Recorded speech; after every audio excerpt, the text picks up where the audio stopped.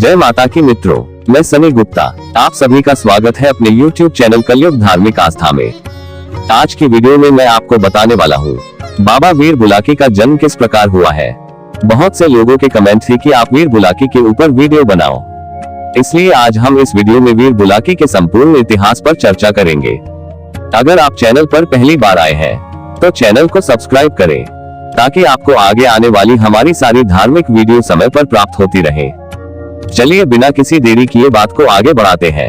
आइए जानते हैं वीर बुलाकी का जन्म कैसे हुआ। वीर बुलाकी के जन्म के बारे में लोगों के कई मत हैं। आज हम उन सभी मतों अनुसार वीर बुलाकी की कथा को जानेंगे जो कि लोक मान्यताओं के आधार पर मानी गई है। पहला मत, कुछ लोगों के अनुसार एक बार गुरु गोरखनाथ कजली वन में अपना धूना लगाकर ध्यान में बैठे थे। योग विद्या और भविष्य का हाल जान लेने की विद्या के कारण उन्हें बागर देश के ददरेड़ा शहर के चौहान वंश के शासन को डावाडोल होने का नजारे का आभास होने लगा। गुरु गोरखनाथ को दिखने लगा कि उनके परम शिष्य गोगावीर अपने क्रोध के कारण भारी संकट का सामना करेंगे और बागर देश में शनि देव का आगमन होगा।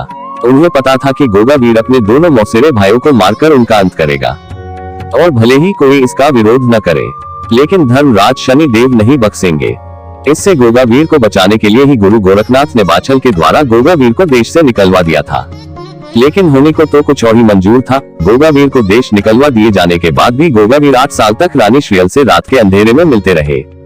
इसी प्रकार मिलन होने से बाबा जाहरवीर के संपर्क में आने पर माता श्रीयल गर्भ धारण कर लेती है।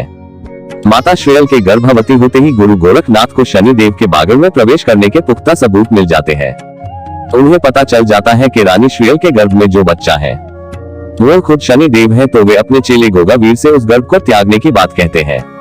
परंतु वहाँ एक समस्या यह उत्पन्न हो गई कि इस गर्भ को त्यागा कैसे जाए, क्योंकि अगर किसी राजदाई को बुलावा भेजा जाए तो पूरी रियासत को पता चल जाएगा और ये गर्भ नाजायज माना जाएगा, जिससे माता श्रीयल के सात्विकता को भी कलंक लगेगा। और यदि इस गर्भ को गोगावीर का मान दे दिया जाए तो गोगावीर अपनी माँ बाछल को दिए वचन को भंग करने का दोषी माना जाएगा। इस समस्या का समाधान करने के लिए गुरु गोरखनाथ ने अपने वीरों को उस गर्भ को माता श्रीयल के गर्भ से मायावी रूप में हटाने को कहा, लेकिन उनका एक भी वीर ऐसा करने में सफल नहीं हो पाया, क्योंकि माता श्रीयल एक स्त्री थी। तब गुरु गोरखनाथ ने जगत जननी आदि शक्ति माता मदानन का आवाहन किया और उस संकट की परिस्थिति में सहायक होने की प्रार्थना की। माता मदानन ने तब मसानी का रूप भरकर उस गर्भ को रानी श्रीयल के गर्भ से हटाया। माता मदानन ने उस गर्भ को अपने आंचल में जगह देकर बागर से प्रस्थान किया, लेकिन गर्भ सूर्य पुत्र शनि देव का अंश होने के कारण बहुत ही तेजमय था और उसका तेज इतना भयंकर था कि उसे संभालना ज्यादा देर तक नामुमकिन था। माता मदानन जैसे ही उस गर्भ को लेकर बागर से निकली और कजरी वन पहुंची, वैसे ही गर्भ माँ के आंचल को फाड़ते हुए कजरी वन में गिर पड़ा। जहाँ जहाँ तक ये गर्भ गिरा कजरी वन में वहाँ तक आग लग चली थी। फिसल कर जाते समय ये गोरख धूने से टकराया जो 2 हिस्सों में बंट गया।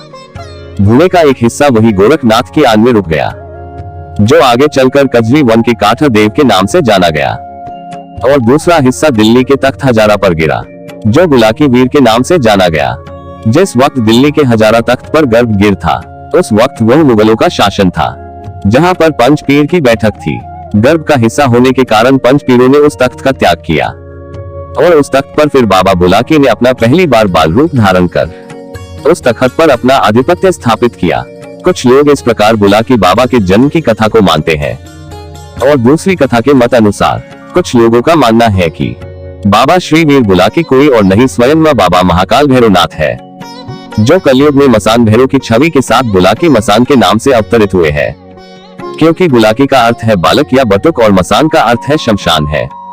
उनका मानना है कि इनकी कोई ऐसी मां नहीं है जिसकी योनि या गर्भ से इन्होंने जन्म लिया हो।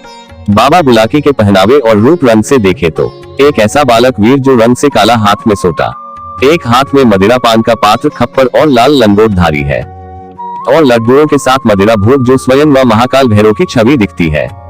उनका मानना है कि ये कट्टर सनातनी वीर है, इसलिए इसने इस्लाम के विरुद्ध सूअर की बलि स्वीकार की है। दूसरी कथा इस प्रकार है। इस कथा को आधे हद तक मैं सही मानता हूँ, पर कई और लोग हैं जो एक और धारणा रखते हैं कि ये एक कुंवारी कन्या के भ्रूण से प्रकट हुए। अगर आप लोग बताओगे, मैं उस कथा के ऊपर दोबारा वीडियो बनाने का प्रयास करूंगा। इनकी विशेष पूजा कृष्णा पक्ष की पडवा के दिन लाखों की संख्या में लोग वीर बुलाकी के दर्शन करने आते हैं। बाबा वीर बुलाकी कोई और नहीं स्वयं बाबा महाकाल भैरवनाथ है, जो कलयुग में मसान भैरव की छवि के साथ बुलाकी मसान के नाम से जाने जाते हैं।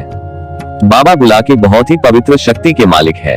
इनकी छवि कुछ गंदे साधकों ने गंदी कर दी है। वीर बुलाकी खैदराबाद की कालिका के सेवक है।